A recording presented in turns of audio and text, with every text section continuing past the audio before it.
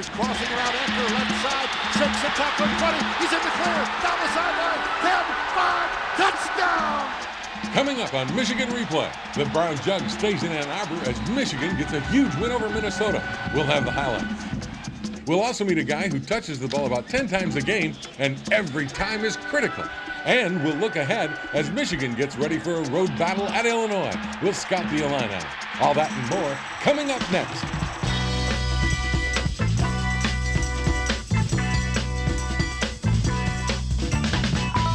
Michigan Replay with Lloyd Carr is brought to you in part by Abso Pure Water, delivering quality bottled water since 1908. By Chevrolet. Stop by your Detroit area Chevy dealers or log on to DetroitAreaChevyDealers.com. And by State Farm, providing insurance and financial services.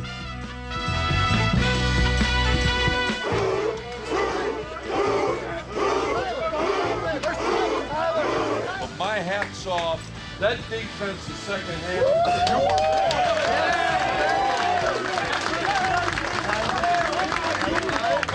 You were unbelievable. Lloyd Carr a little fired up after that victory over Minnesota. Well, Jim, the 86th battle for the Little Brown Jug was one of the better ones. It really was. You know what I did? I did it today especially for you. I brought my M. Oh my Do you like goodness. that? I've never seen You haven't that seen one of before. those? No. How about that, huh? We got to get one. Everybody should have one of those. The Alumni Association has them. Oh, really? You can get one of these, and I'll show you. That's for you. If you didn't win, I wasn't going to wear it. But this, you said after the game, and I think this is appropriate to put it all in perspective. Last year's game and this year's game kind of creates a national perspective. Michigan-Minnesota, the rivalry, is back big time. Well, I don't think you could have two greater football games that both of which went down to the last minute of the game and comeback victory. We've been fortunate to win them both, but Minnesota, you got to give them credit, Jim. Glenn Mason and that football team, they played their hearts out. It was truly what college football is all about. Well, and you came out throwing the football. You said this game you wanted to use the pass to set up the run. Well, I think Terry Malone and Scott Leffler and Andy Moeller, we looked at the defense and we felt like we had some good matches, and we gave them a couple of formations. That was one of the new formations for this game, and it's more like a running play with Braylon carrying the football there. And here's a nice little screen to Mike Hart, who had a brilliant day. Well, Jim carried the ball 35 times and caught 6 passes. I'd say that's quite a bit of work for anybody, and Mike did a great job. And here, a well-blocked play, our offensive line. Reuben Riley stepped in. Leo Hennedy received an injury last week against Indiana. Unfortunately, after playing a great game down there, is going to miss the rest of the season, but Reuben stepped in there and did a good job. You're up 7-0 at this point. This is their next possession. This is Maroney. He gets out for 24, but you force him into a 4th and 3 and make a play. Well, we had a great call. We're in man coverage, and Leon Hall, they motioned across the formation. Leon got his hand in there and knocked it away. Now, we got good field position and the lead, which is exactly what you'd like to do at home, get ahead. And the other thing you like what Chad Henney's doing now is this is a check down to his underneath receiver, Mike Hart. Yeah, his first read was down the field, and then he came off of that. He didn't force it, dumped the ball, and Mike gained good yardage there for a first down. And great run here by Massaquoi. The other thing I think is important to point out, the protection Chad had on Saturday was incredible. Well, you got to give credit to David Boss and our tackles, Adam Stinovich and Jake Long and Matt Lentz. Those guys all did a great job. And I think our tight ends probably had their most productive day of the year. 10-0. You look like the thing's going your way, then all of a sudden, bang, here comes Maroney. First down, Jim, and there is a small hole there. We miss a tackle, but it was a well-blocked play, got into the secondary awfully fast, and that's what happens when you got a great back that is as fast as Maroney, 80 yards. And that 10-0 lead is gone. You work real hard for that 10-0 lead, and boom, just like that, it's 10-7. Doesn't take much. You come back here, you're moving the football, again, through the air for the most part. We mixed it up. I thought we had an outstanding game plan. Here again is a play with Braylon to the 4 receiver set. And it's like a running play, sweep, but you're passing the ball out there. Play action, checks down again here to the outlet, and Jason Avon had his best day of the year. And then you go to Braylon Edwards at the corner of the end zone, and this is just another play that Braylon makes. Well, yeah, you throw it up, and it's one-on-one coverage, and Braylon, the defender, of course, is turning into the receiver. He doesn't see the ball, and Braylon takes it away, and now we're 17-7. So we answered their score with a very good touchdown drive of our own. Now, did it surprise you at all that on some first downs they went up top? No, we expected it, and this young quarterback from Minnesota is going to be a very good football player, and they really their receivers are big guys and made some plays. And now we give up a big pass, which sets up this run for a touchdown, and now it's 17-14. Two big plays there really led to 14 points. Yeah, the thing about that, though, is going in at half, you knew. I mean, this wasn't going to go either. This was going to be tight and go 4 quarters, didn't you? Well, we talked at the half. We said, hey, they're not going away. That's a good football team. They're ready to play. They were playing very hard. And we had to come out and take care of the football and take advantage of the opportunities, because offensively we were moving the ball very well. All right, we'll come back and take a look at the second half when Michigan finally puts it away. But first we hear from first start man Reuben Riley. He talks about that first big start in the O-line. A great guard in Leo Hennigy went down, and it was my turn to step up. And, the butterflies were there. But after the first hit, I just remember, this is football. I've been playing this for about 12 years, so just continue to play football.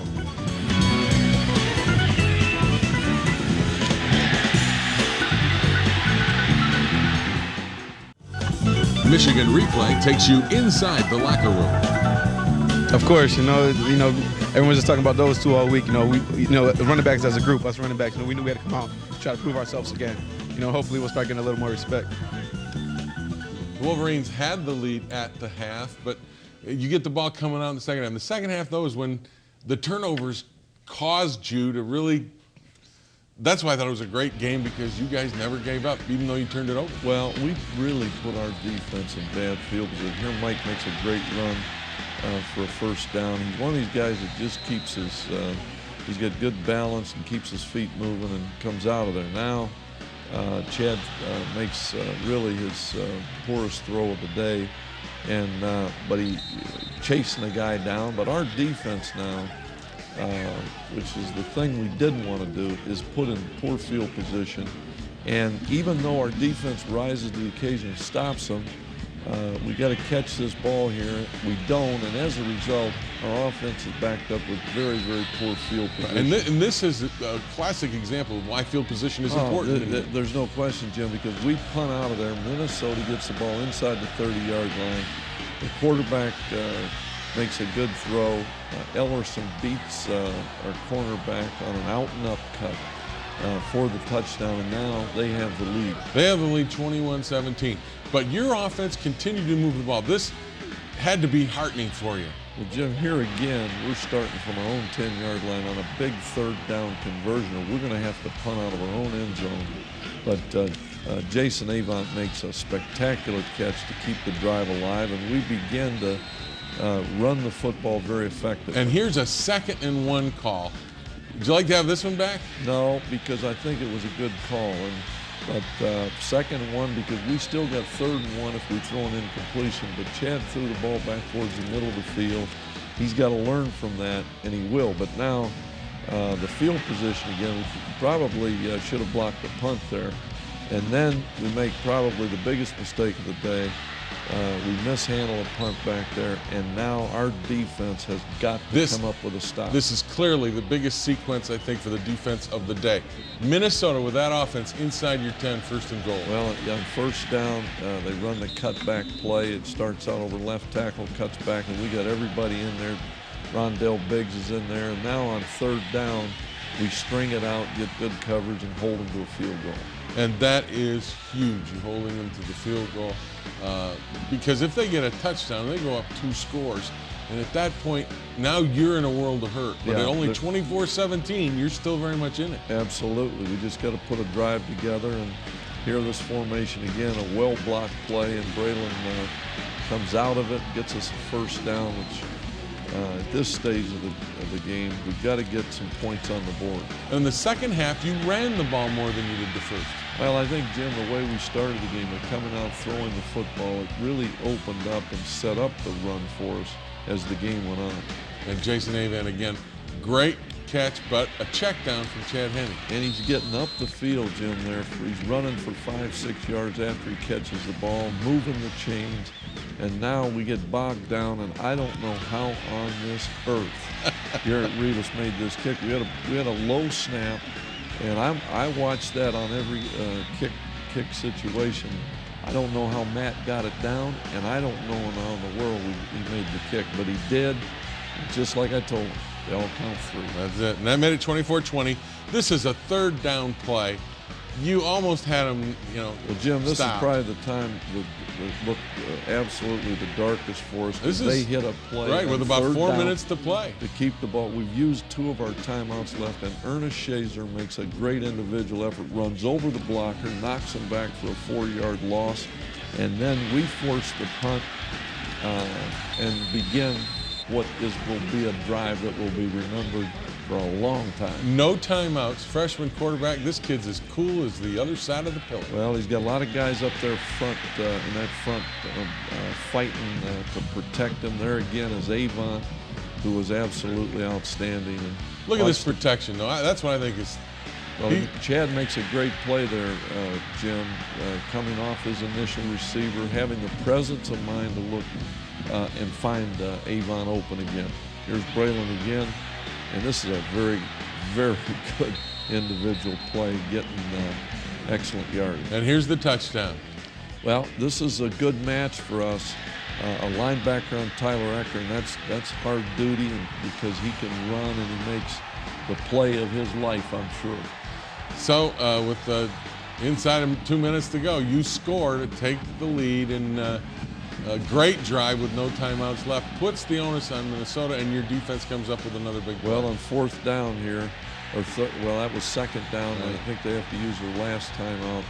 And then we get a sack. Pat Massey and that line. Gabe Watson did some great things. And then on 4th down, they don't make it, and we get to run the clock out. 27-24, the win. Congratulations. Couple of things as I was walking out, people were talking a little strategy of the stadium.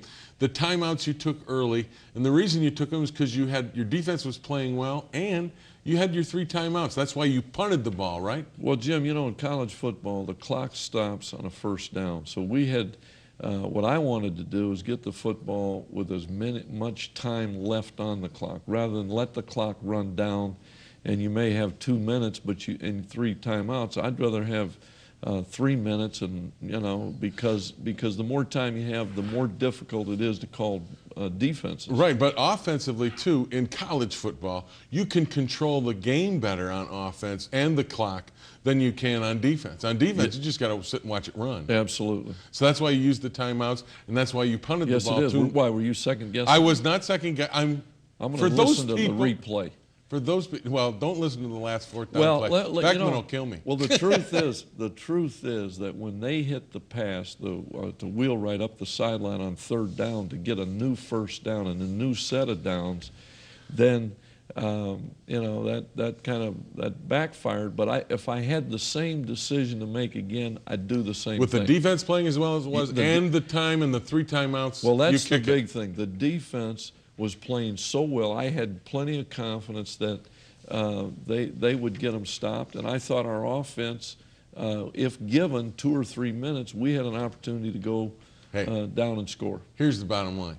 You won the game, you're a genius. No, I'm not a genius. I wouldn't, regardless, but that's the interesting part of this game, when it comes down to the end. But the credit belongs to a great group of guys that fought like the devil, and a great group of coaches. You bet. Michigan wins the Little Brown Jug. Don't go away. When we come back, we will meet the long snapper, but first we hear from Tyler Ecker, who said the game winner was no surprise. I mean, we knew something was going to come down to something like this. I mean, the whole week we prepared. Like, we're doing the 2-minute offense. We knew it was going to come down to a last-minute drive. So we put it together and scored.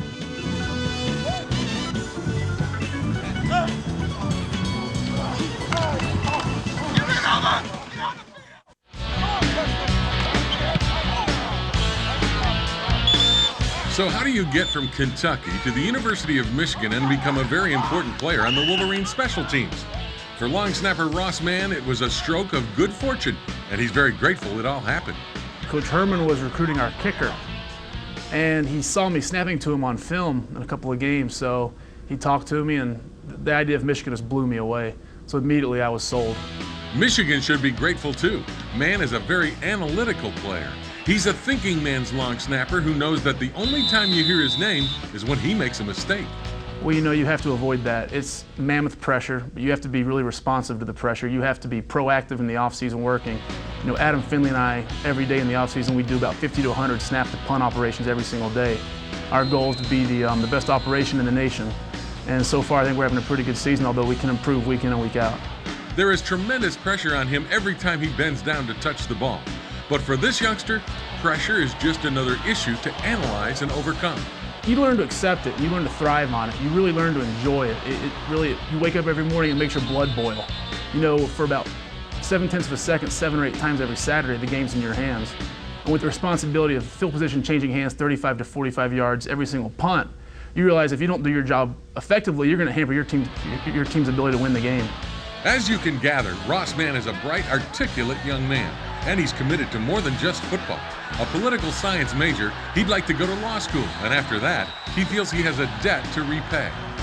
Honestly, I'd like to serve in the military some way possible to pay back all the goodwill that's been bestowed upon me.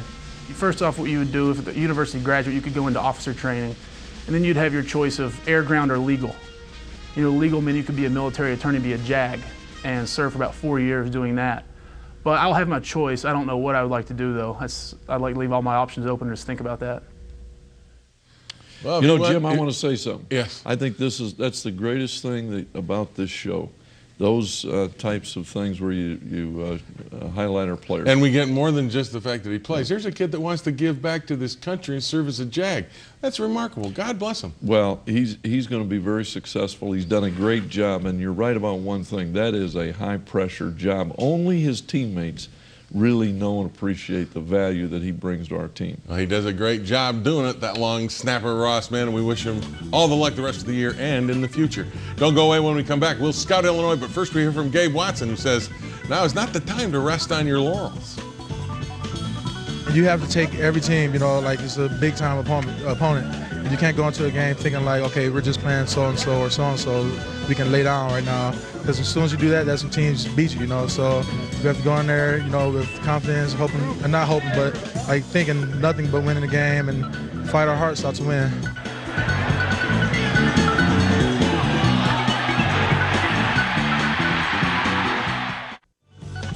Michigan Replay takes you inside the locker room. I think here at Michigan, we take every game serious. We take every game as the Big Ten championship game. So don't matter who we play, Illinois, Ohio State, we're going to play the same team the same way. Ernest Cesar with 12 tackles against Minnesota. Nice day for him. That's a great day. But against Minnesota, your safeties, you knew your safeties were going to have to play. Well, you know, Jim, we had some guys that played a year ago. They were part of that debacle, you know, in terms of, and even though you won, and they did, yeah, and they did one great job of being ready to play this football game. And Jim Herman, that staff, they did a masterful job. And you've got to be ready next week to play a game against Illinois on the road. And this is not a team that, even though the record isn't that good, you can't take anybody in this league lightly. Well, Jim, all you have to do is look around the conference, and Champaign is not an easy place to play, as you know. Well, it never has been for Michigan. No, and John Butcher has been around, seems like forever. I think this is his 6th year because he missed 2 years with an injury, but a big guy, 6'5", great arm. E.B. Halsey was replaced Saturday against Michigan State by Pierre Thomas, who ran for 178 yards.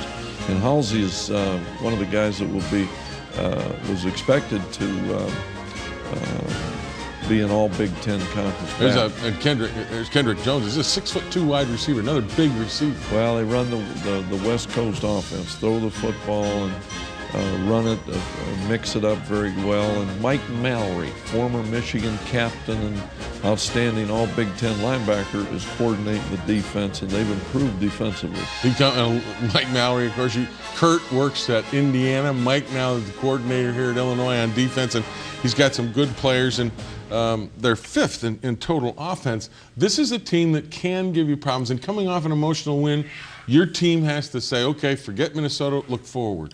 Well, you can't afford to dwell on the past. If you do, you've got to treat it as like Ernest said, you've got to treat it as a new opportunity to play for the championship, because that's really what it is. If there's one thing, your team, I think, since Notre Dame has steadily improved on a weekly basis, which coaches love, but the one thing that I know you are a stickler for and you want to get better is you can't turn the ball over. Jim, I think there's nobody that understands, I think, better than our players do, the importance of not turning the football over. But, for some reason, we haven't done a good job of that offensively. I'm convinced that our hard work will pay off.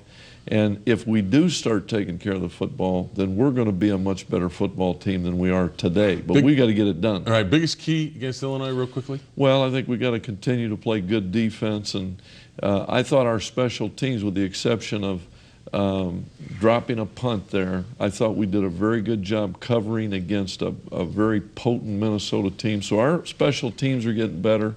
Our pass protection get better. We got to keep running and mixing the football up and playing as a team. That's the name of the game. When we come back next week, we will have the highlights of Michigan versus Illinois from the road. Be sure and join us next week, same time, same place, right here on Michigan Replay. Michigan Replay has been brought to you in part by The Joy of Pepsi and by Big Boy Restaurants. Big Boy makes you say, oh boy.